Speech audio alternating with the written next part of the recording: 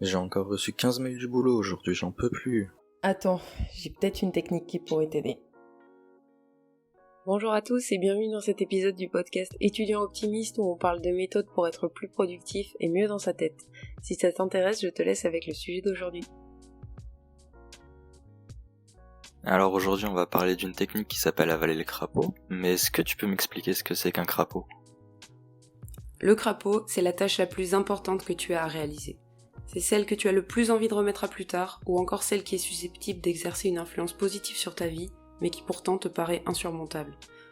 On a tous des crapauds, c'est-à-dire des tâches qu'on doit faire, mais qu'on n'a absolument aucune envie de réaliser, et qui nous poussent à procrastiner. Ok d'accord, mais du coup ça veut dire quoi avaler le crapaud ? Avaler le crapaud, ça veut dire qu'il te faut chercher parmi toutes les tâches que tu as à accomplir celle qui te fait le moins envie, et la faire dès que tu te lèves sans te poser de questions.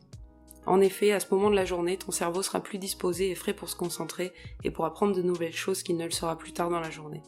Après, ça dépend des personnes, il y en a qui sont plus du soir que du matin, mais en général c'est vrai.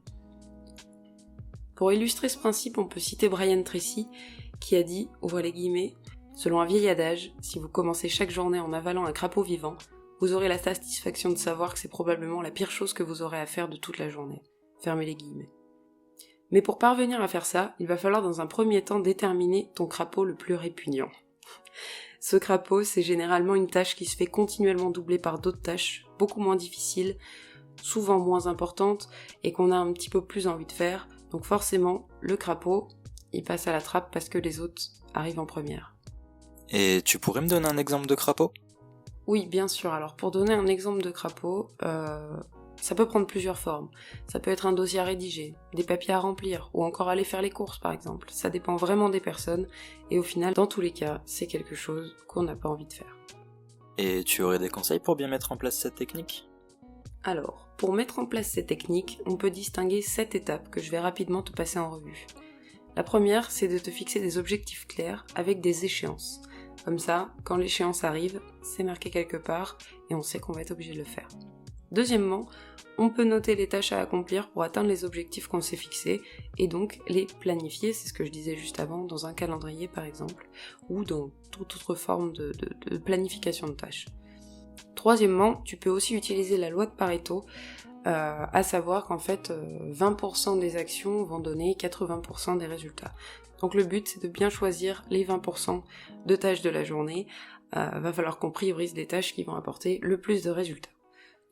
Quatrièmement, une fois qu'on a trouvé les tâches les plus importantes, les fameux 20% qui vont apporter 80% des résultats, il faut tout simplement les mettre en évidence dans son système de planification. Donc comme j'ai dit, ça peut être un calendrier, comme ça peut être autre chose, mais il va falloir mettre ces tâches les plus importantes bien en évidence. Cinquièmement, si la tâche semble trop compliquée, on peut aussi la détailler en sous-tâches pour la rendre un petit peu plus simple et plus abordable. C'est comme quand on dit j'ai une restitution de 100 pages à faire, il faut pas partir de là. Il faut dire je vais faire 10 pages et puis 20 par-ci, 10 par-là, voilà. Sixièmement, il faut se préparer en avance tout ce dont on a besoin pour se mettre au travail.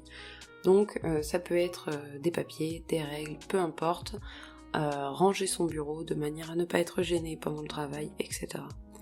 Il faut vraiment faire en sorte que l'environnement de travail soit optimisé. Et septièmement, l'étape la plus importante, se concentrer et s'y mettre. À partir du moment où on est assis sur sa chaise, c'est bon, on est dedans, il n'y a aucune distraction, le téléphone n'existe plus. Dans les faits, ça peut se passer un petit peu comme ça. Chaque début de semaine, tu vas déterminer tes 3 tâches prioritaires de la semaine. Alors c'est ce qu'on appelle les TPS. C'est celles qu'il faut absolument faire. Une fois que tu as fait ça, tu peux les classer de la plus importante à la moins importante et les intégrer à ton emploi du temps selon le degré d'importance. Ensuite, plusieurs choix s'offrent à toi. Tu peux soit faire la tâche prioritaire de la semaine d'une traite en y accordant beaucoup de temps, soit tu peux la décomposer en sous-tâches que tu effectueras jour après jour. Par exemple, ta tâche prioritaire de la semaine, TPS numéro 1, est de rédiger un dossier. Tu vas normalement pas tout écrire d'un coup, donc tu décomposes cette tâche en sous-tâches.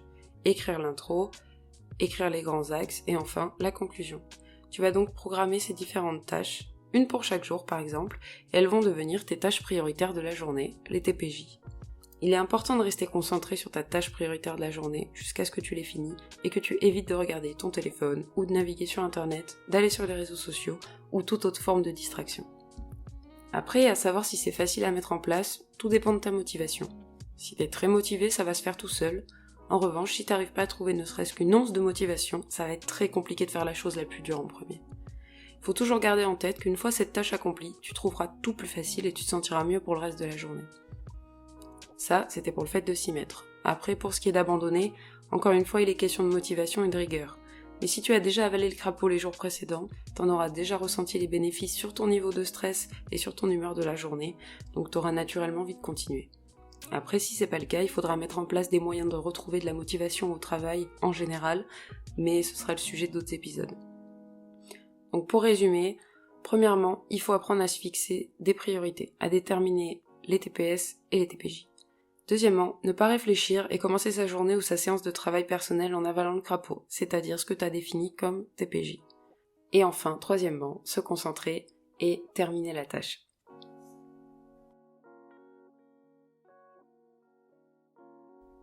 Merci d'avoir écouté cet épisode du podcast Étudiant Optimiste, on espère qu'il vous a intéressé. Si c'est le cas, n'hésitez pas à vous abonner, laisser 5 étoiles et à le partager, c'est bon pour le référencement et ça fait toujours plaisir. À bientôt!